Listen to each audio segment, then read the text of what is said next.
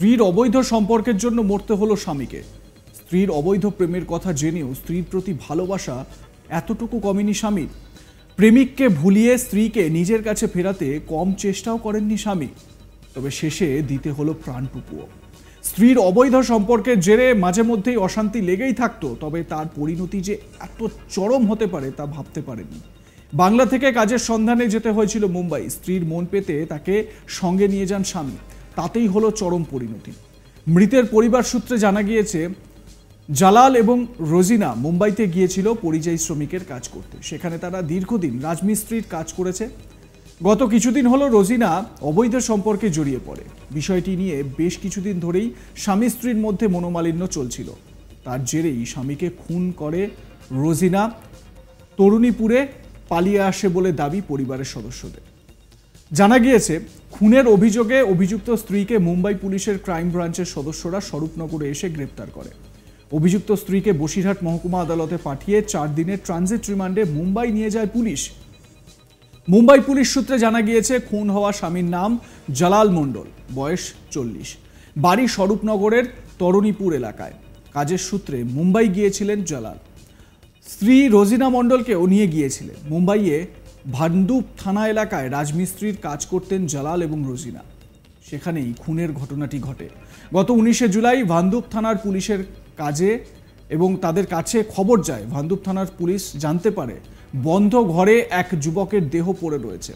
তদন্তে নেমে ভান্দুপ থানার পুলিশ মিঠুন মণ্ডল নামে এক যুবককে মুম্বাই থেকে গ্রেপ্তার করে। অভিযুক্তকে নিজেদের হেফাজতে নেওয়ার পর জিজ্ঞাসাবাদ করে তাকে নিয়ে স্বরূপনগরে আসে মুম্বাই পুলিশের ক্রাইম ব্রাঞ্চের 3 সদস্যের প্রতিনিধি দল। স্বরূপনগর থানার পুলিশের সাহায্য নিয়ে রবিবার রাতে তরুণীপুর এলাকা থেকে গ্রেপ্তার করা হয় অভিযুক্ত স্ত্রী রোজিনা মণ্ডলকেও।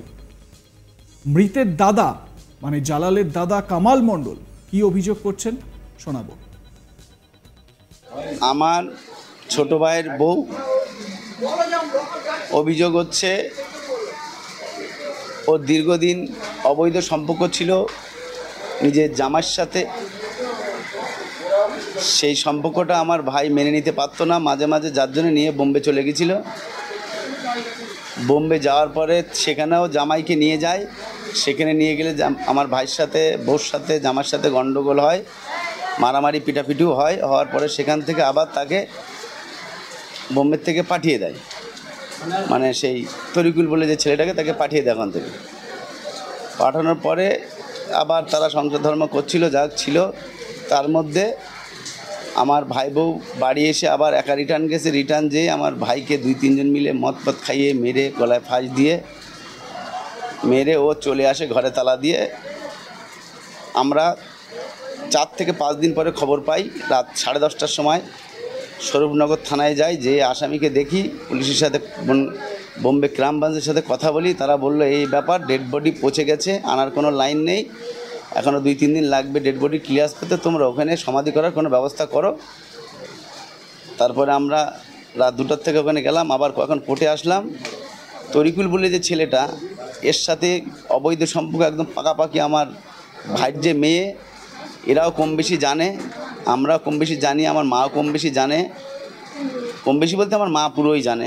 এই নিয়ে আমাদের সাথে দীর্ঘদিন অশান্তি, ভাইয়ের সাথে দীর্ঘদিনের অশান্তি। আপনারা এখন কি আপাতত চাচ্ছি যে সঠিক তদন্ত হোক, যে অরিজিনাল দোষী তার সাজা হোক। এবারে ভাবুন কি অবস্থা। এক স্বামী, সে তার স্ত্রীকে কতটা ভালোবাসে। নিজের স্ত্রীর পরকীয়ার সম্পর্ক, সেই সম্পর্ক সে জানতো, কিন্তু তারপরেও সে তার স্ত্রীকে সুযোগ দিয়েছিল।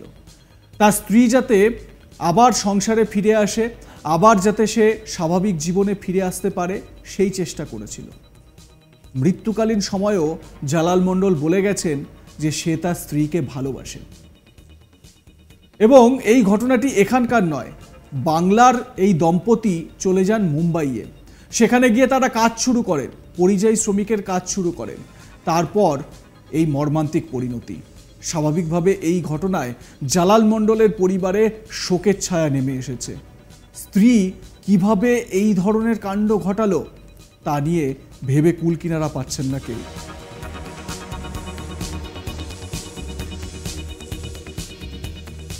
দেখতে থাকুন আজ তাক বাংলা, সাবস্ক্রাইব করুন ইউটিউব চ্যানেলটি।